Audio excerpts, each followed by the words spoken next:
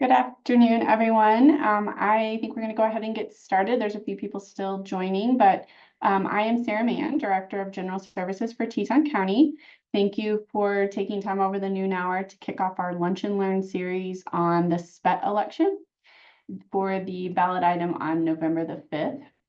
This webinar will be recorded and posted on our website for people who are not able to attend today.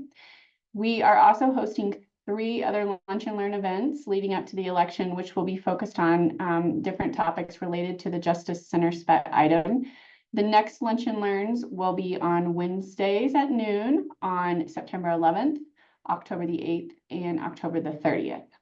We hope that this series provides you with background knowledge on the current courthouse and detention center and why the county has proposed a SPET measure to help fund a new Justice Center. The future Lunch and Learns will go into more detail on the items of the Courthouse and Detention Center, but today's topic is a little more broad. We are going to be discussing what is SPET, how does it work, and what do we use it for? And we are lucky to have Chief Deputy County Attorney Keith Gingrey joining us today to explain SPET and how it works. Keith has been at the county for many decades and has a wonderful institutional knowledge of the organization and of the community that he will share with us today. So Keith, I will let you get started. Thanks, Sarah. For those who don't know me, I'm Keith Gingrey. I work in the county attorney's office. I do a lot of the civil work along with Abigail Moore, and we advise the commissioners and the treasurer and the assessor and the clerk and the sheriff and all the different parts that make the county operate. And one of the things we do is we work hard on taxation and understanding how taxes work. So there is a ballot question coming up on November 5th of this year. And a lot of people will shorthand it as SPET. SPET is a special excise tax. So we're going to talk a little bit about taxation. We're going to talk a little bit about SPET and how it works. I would just point out that we've been using SPET as a tool in county government and along with the town of Jackson since 1985. And for the past few decades, it does not go away. In some counties, they allow the SPET to end, and then they'll go a period of time without the SPET, and then they'll vote again and reinstate it. In our county, we have been continuous. The county residents and town residents have shown over the years that SPET is something they like. There's a lot of attributes to it that voters like. They like the idea that they get to vote on a project. So they're deciding what the project should be or shouldn't be. And they're deciding whether or not that they want their tax money to go toward a particular project. And so it has a lot of appeal to voters. So it's one tool that of revenue that over the years has shown to be a positive in Teton County. I have a list here, and I won't go through it because I always get told I give too much detail, but I have a list that goes back at least till 2015. So probably I'm not counting the last 10 years. But since 1985 to 2015, we actually collected about $213 million in this community through the SPET. And so it has been heavily used. It has paid for pretty much a lot of the things that you see around our community, going all the way back to helping. One of the very first things it did was build the original airport enhancements in 1987. So going all the way back to then. It used to be used heavily for building schools. In 2002, the state of Wyoming changed the system. So the state of Wyoming primarily pays for schools now. School construction prior to 2002, the high school was built with it, or at least $21 million of it. So not the entire cost. Coulter Elementary was used for it back in 2001, about 11 million. And then we've used it for, we built the daycare down in Rafter J. That was SPET money. Most of the pathways you see, a lot of the sidewalks you see in the town of Jackson, over and over, a lot of the things that you see throughout the community are paid for by SPET. The hospital has heavily used it up to they've received over the years about $29 million. Pathways has received about over $20 million. So anyway, that gives you an idea of how SPET is used. So let's move on to, let me share my screen and we'll go through this PowerPoint real quick.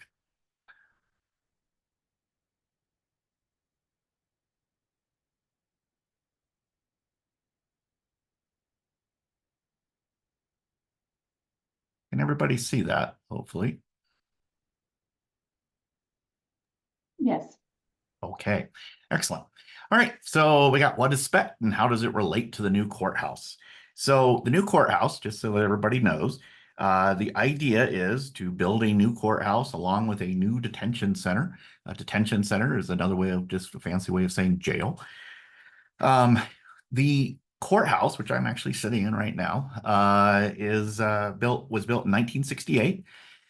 If you want to see the old courthouse, if you go over across from the Center for the Arts, there's a green building. That's the old courthouse. And actually, if you walk down the alleyway behind it, you can actually see the old jail. There's bars on the wall, on the windows.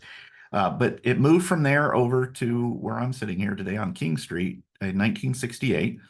And then there was an improvement done in 1997. So like when I was a kid here, everything was in the courthouse. You'd come here to do your license and your licenses and your pay your taxes and all that. And the county commissioners were here. Their office actually was in the where the circuit court is now today. In 1997, that there was a change in how this was built, and then they built the new admin building over there on Willow Street. So a lot of the core services that the county provides actually moved into the admin building, and pretty much just the sheriff and the court stayed here in the courthouse. Presently today, the sheriff's department is on the first floor, garden level. Then some people call it the first floor, but I call it the second, is where the county attorney's office is, where I'm at, and the circuit court room and the offices that support the circuit court. And then the top floor is the district court, along with the clerk of the district court. And just so you understand sort of how our court system works in the state of Wyoming, the low court is what we call the circuit court. That is the court that handles all misdemeanors and all civil issues up to $50,000. The district court, which is one floor above the circuit court, it handles all civil matters over 50,000 plus divorces, wills, probates, things like that, plus all felonies. And if you're wondering what the difference between a misdemeanor and a felony is, it's how much of a sentence can you get. So anytime you can get a sentence more than a year, that's what we call a felony, because you're going to end up going to prison. Less than a year is what we call a misdemeanor. And that means that if you are sentenced to any incarceration, you would be in the jail. So that's the difference between jail and prison was it for less than a year, meaning a misdemeanor, or was it for more than a year, meaning a felony? Felonies are handled by the district court. That's Judge Melissa Owens. And then misdemeanors are handled in the circuit court by Judge Aaron Wiseman. And so those are the two main courts that you will find in the courthouse. And then in the basement, or the first floor, is the sheriff's department. And that's where you would find all the operations of the sheriff. Now, across the parking lot, there's a parking lot there, you'll see where the current detention facility is. It's a very old detention facility built in the early 80s. And if you ever get an opportunity to take a tour of it, it's an interesting tour. It's old, and you quickly figure out that that's an old building. The concept is they're going to build a new courthouse potentially on the side of the old courthouse. The old courthouse would have to be completely torn down, and everybody will be, put in other offices for a few years while this is getting built. And potentially it would have all those things I just said: the sheriff's department, circuit court, the district court, the county attorney, and they would bring the detention facility in. So the detention facility would actually be in the new courthouse. So there wouldn't be two separate buildings. It would all be in one. Okay. If you're ever wondering, there's a building behind the courthouse. It's called the Hanson Courthouse. That's a blue building. That's also owned by the county. That used to be the federal courthouse. Years ago, the federal courts had built that, named after Clifford Hansen, former governor and U.S. senator, who owned the Mead Ranch here in town. The Hansen courthouse, the feds decided they didn't need it anymore, and so they sold it to the county. And so the county actually uses it for a lot of times the district court. There'll be two different cases going on. Maybe a visiting judge is here handling a jury trial, so the district court can utilize that. And then when neither the district court or the circuit court needs it, then municipal court, the town municipal court, uses it. So that's what that building is. Some people have asked a little bit, like, what's that building? And during the reconstruction or during the construction, if it passes, that would be primarily probably used mostly by the district court. Okay, so how much is this all going to cost? It's $118 million to build a new courthouse. The county has $30 million already sitting in reserves, so they have $30 million. So their plan is to ask for $88 million from the voters on November 5th. The county approved putting it on the ballot back on June 18th, and then the town approved on July 15th to place it on the ballot on November 5th. It's expected it'll take about 4.5 years to collect the money, but construction could start occurring as soon as 2025.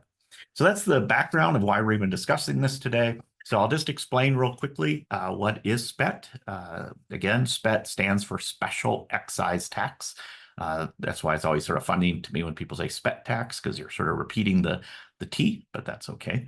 We'll move on here. So I was asked to first tell you a little bit about taxation, and then so you have a context before we move into what SPET is. So there's different types of taxation in Wyoming. As most of you know, there's property tax. Property tax is both personal and on real property. It's based on the value. So a lot of times you'll hear, especially lawyers like me, when we're discussing property tax, you'll hear us actually say ad valorem. And actually, when you go down to the Department of Revenue in Cheyenne, all the doors when you walk in their doors say the ad valorem division. So they actually call themselves ad valorem division because it's ad valorem is just Latin for based on value. So it's more than just, we all refer to it as property tax, but to them, they always make sure you understand it's also personal property too in certain circumstances, like office property. If you own an office, there's some office equipment that has to be taxed. Anyway, very simple system for residential. There's a system for what's called, there's sort of three different types of property tax in Wyoming. You have industrial, which is taxed at 11.5%. You have minerals, which is 100%. And then, of course, you have what's only Wyoming could come up with, the category of other. And other includes residential, commercial, ag. All of them are thrown in together. There will be a ballot question this year on the ballot to separate the category of other and remove commercial and ag and all those, and just have residential separate. And so then they could start making some decisions solely on residential. So that'll be an interesting constitutional ballot. But presently, how residential works, they take your fair market value. That's what the county assessor does. Every year, she comes up with a value for both your personal property and your and the the improvement on your property and the land value. Those are multiplied by 9.5%. That's a key number with property tax, and then multiplied by the mill levies for that year imposed, and you multiply all that together, and you come out with your tax. For this year, just so you understand the mill levies, just real quickly, if you live in the unincorporated area of the county, your mill levy would be 55.5. However, if you live inside the town of Jackson, they're 0.5 greater, so you actually pay 56.099. And then if you live in Teton Village, you would be at 61.3. Teton Village has a few extra mills out there. And then if you live in any of the districts, then they tack on a little more too. So if you live in Melody or Rafter J or Porcupine Creek, Skyline, any of those, they have their own fees that then they put on top of that too. That's how your taxes, your property taxes work. So for other taxes in Wyoming, we also have severance tax. Severance is just the easy way to think of that is it severs from the ground. That's where they get the word severance. So when you're severing something from the ground, so oil, gas, coal, And then we have cigarette, inheritance, wind tax. We actually have a nuclear tax in Wyoming because there's a nuclear power plant getting built in Kemmer. So everyone jumped on it real quick to find a way to tax it. Liquor tax. And then, of course, Wyoming does not have an income tax, but then we do have a sales tax. And sales tax is huge. And so that's what we're going to be actually talking about. And sales tax, and it's actually sales and use tax. It's always important to throw in the use because if you buy something in Idaho and then you bring it back, you're actually supposed to be paying a tax on that. And a lot of times people, especially if you buy something big, like a car or something like that, you'll get a letter from the Department of Revenue, like, hey, we noticed you bought a car, you owe some taxes on that. So a use tax is imposed too. So, but for the most part, we also say sales tax. So sales tax in Wyoming is 4 pennies. 4 pennies. Those are the four states sales tax pennies. However, they don't all go to the state. The 4 pennies get split up. 69% goes to the state, but 31% still goes locally. Okay. Then severance taxes, things like oil, gas, coal, bentonite, uranium, trona, all those good things. And the other way the state of Wyoming makes their money, a big one, which is huge, and it sort of does come back to the town and county in a roundabout way because it's how the state actually gives some direct outlays, is federal mineral royalties. This is royalties on oil, gas, and all that, and coal, and those are federal mineral royalties. They get split with the feds. Right now, it's at 55, yeah, 55%. And then ad valorem and income investment. Wyoming is very lucky. They have a lot of big investments, including the Mineral Trust Fund. And through the Mineral Trust Fund, they make money, and the income off that account is a large part of, or not large part, but it's a percentage of what the state uses for their expenses. So that gives you just the broad outline of how the state is funded and what other revenue sources there are, essentially. Just everyone always asks this just because they always want to ask about schools. Schools are funded through property tax, primarily. There are some other sources of revenue for schools, but for the most part, they all come from property tax. Prior to 2004, every school district was sort of independent. They sort of did their own thing. So the wealthier your school district was, the better your schools were. That system has changed. It's equalized now. All the money collected goes to Cheyenne into one big pot and then gets redistributed based on a formula based on the number of students you have and what's called the prototypical model. And so a lot of the money that's collected here in Teton County through your property taxes does not actually stay in Teton County. A massive amount of it, a majority of it, goes to other school districts. It's a way of equalizing the system. So a large part of your property taxes that are collected under the school levies do not actually stay here in Teton County. So that's how schools are done. And then occasionally you get asked about Game and Fish and WYDOT. Just so you know, these are independent agencies. These are not funded by the legislature. WYDOT is funded primarily through fuel taxes and from the federal government. So a lot of discussions going on as more electric vehicles are coming online, how to start taxing those because they're not paying fuel taxes. And so the fuel taxes is what drives the improvement of the highways. So a lot of discussions going on right now about other means of providing revenue to WYDOT. And then Game and Fish is provided through hunting and fishing licenses. And if you don't hunt and fish, you can still buy a conservation license plate, and that's $50 a year. It's one way of contributing to Game and Fish. And we're finally up to what we actually came here to talk about. Sales and use tax. So there's 4 state pennies. As I mentioned before, they get split 69-31. 31% is split based on population between the town and the unincorporated area of the county. You potentially, a county, can do 2 pennies general revenue. 2 pennies general revenue. So right now, the county does 1 penny general revenue, but they could actually go to 2 pennies. There's also a 1 penny economic development tax. Goshen County is the only one who's ever actually done this. And it's a very unique tax. It's used to bring in business into your community. So like Goshen County they use the money to entice, for a while they were enticing, what's the thing that you use corn to make oil or make gasoline, ethanol plant. That's what they were using their money for. was to compensate an ethanol plant in their community. Anyway, so, and then you can do 2 pennies SPET. Now here's where it gets sort of interesting, sort of a funny little rule. When you add together your general revenue, your economic development, and your SPET, you can't exceed 3.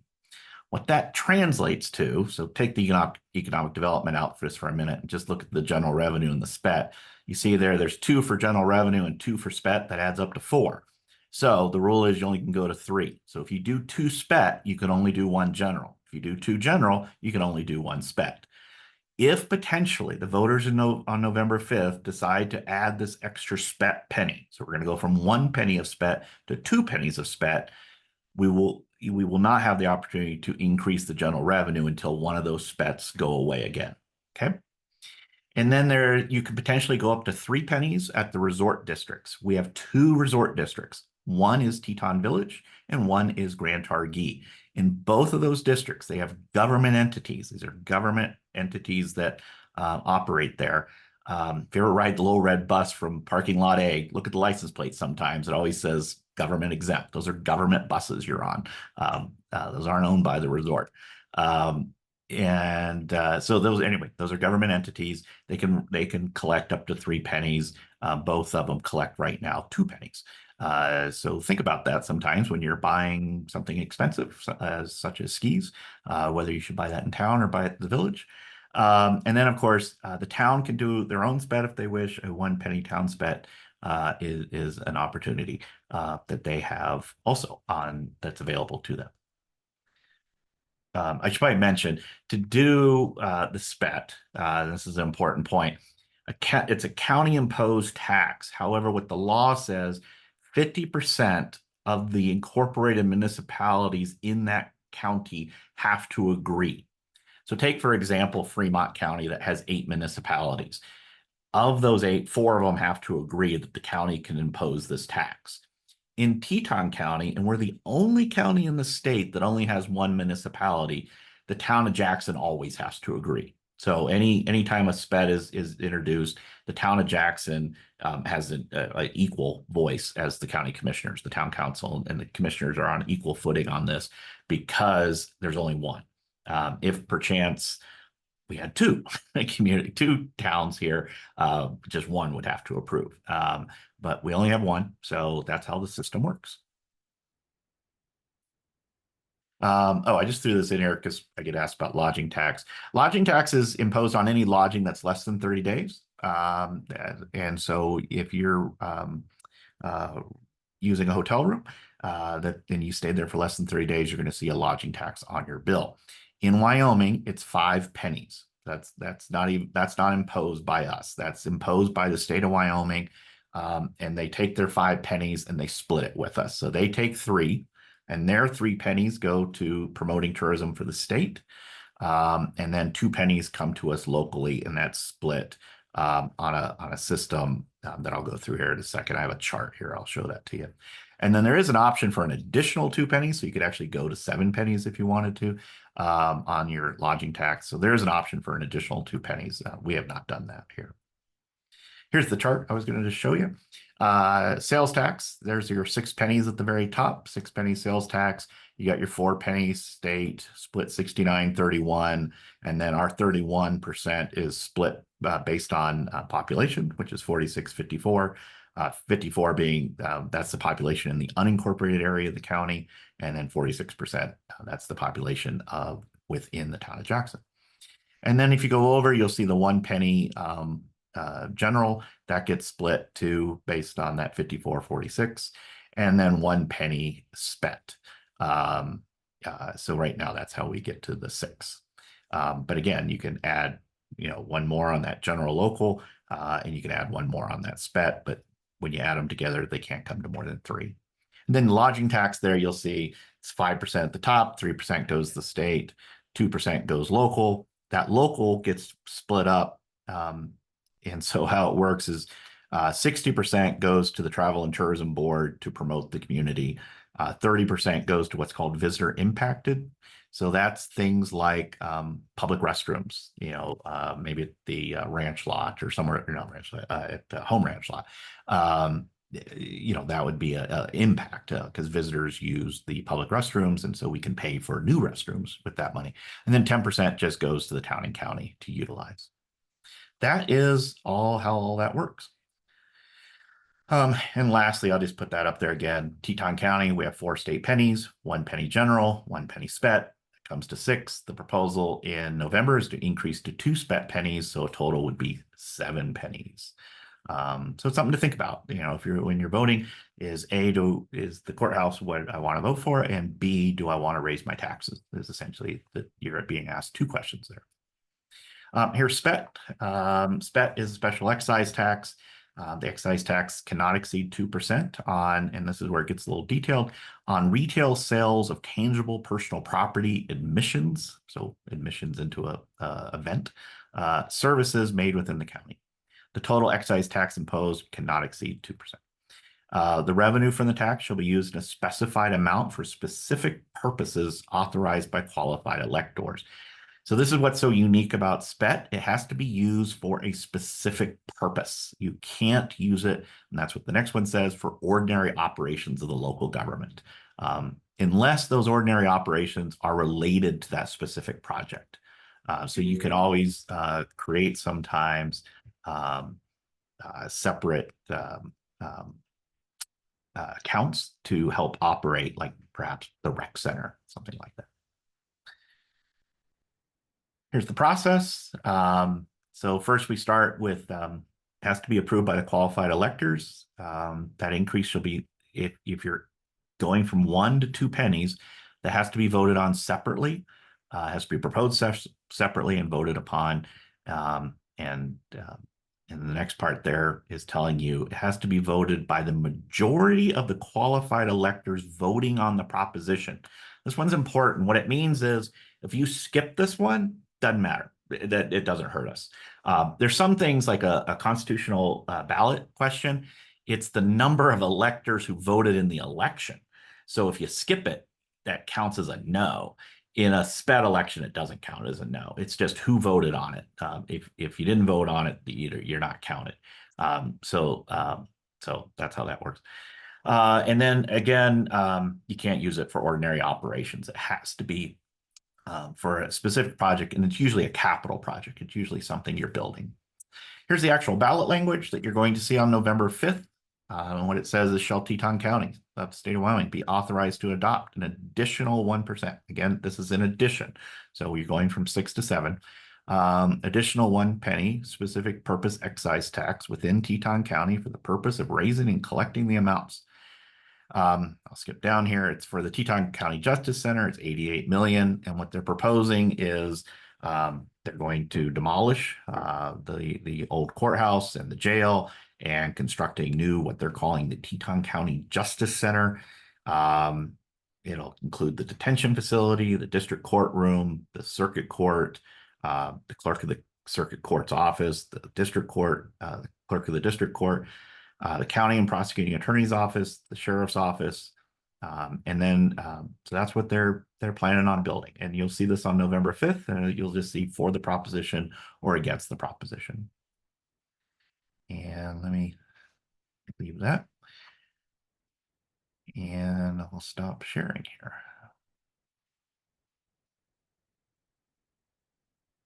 And we'll just go back to this. That was the whole presentation. I know I was supposed to waste an hour, but I did not waste an entire hour. That is essentially the legalities of how special excise tax works from beginning to end. But if anyone has any questions, I would certainly take some.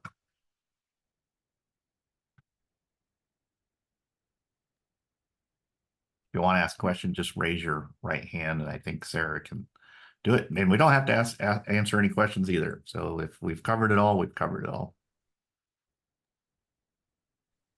Thank you very much, Keith. That was great, very thorough, and we appreciate your presentation today.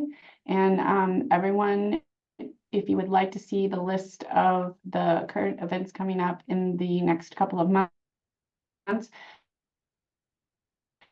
you can go to engagetetoncountywy.com to find a list of all of the events that we have scheduled in person and finding it. Thanks, Sarah. Thank you.